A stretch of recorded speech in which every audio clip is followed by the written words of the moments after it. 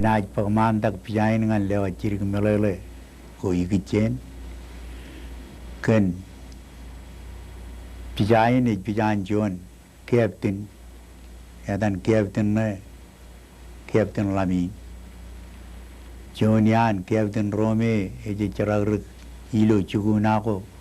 wan rejaminero dan wan lane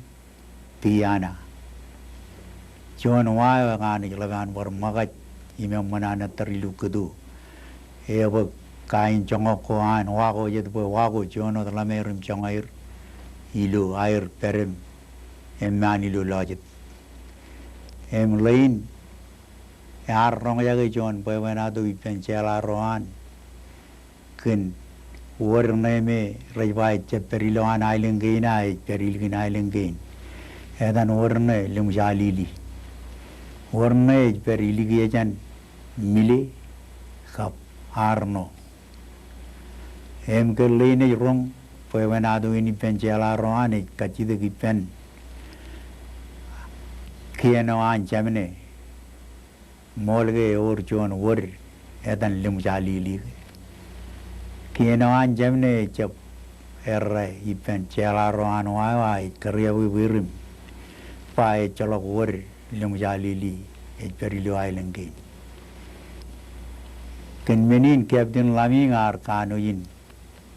chape pergen pamanado rar karya bu kage age ar kanan le yilgin ailengain ro boen pugot worin lim jalili emge rio yilgin ailengain em le yilgi ar jab rio yilo ailengome elap kudu ayar kalat aleng gome elu raileng gain eno tar chimor melelege eor chilu aleng rijlur ilu aileng gain rej wagot cheptamba ogodoba kam novamba aleng go ijlur gain imglayon lojidim emmanan leo bungil logom paigilaje Waru iluan tardu tardak iligejan ailengain ro emelo oreo kejlo oreo ikumulagu ipanem manana ipange elo oreo rarjab tamakke eor wori malwana airi ailengain emuje jibarakla oreo mlale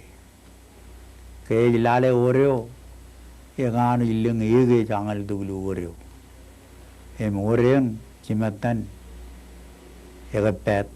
a cimatan ejar kaibibich em gejlo orin captain laming ejino kamanan pewenado ke alu orin em kamane jonan chat logyan magi chado yogutak kenege e chalok Urilu chata kan uja ore ani mujan kamane jon chatam chata ar kamane ever lumja lili loan em ke tabrak pewenado chata ani luan ji lupu eur jonan lamna ko pen pagalok pamle wan ngan urin pe karawi penen naji yon urin emge cecetianan karayo keutak ar ekatake karayo ipanem edalangan urinim ke tebalagoyon urin cecetianan lirgo nijon lodagilu urin inname ligit edan lirgo nijin poen edan od urin lemu jalili emedan lirgo nijin lemu jalili Ewe yengin pijayo ye jali kardu kumar mejere angkiyo chenai lelogar kamolul pijain naaj onaman lago dilu puro kurami iyon tuk chuanal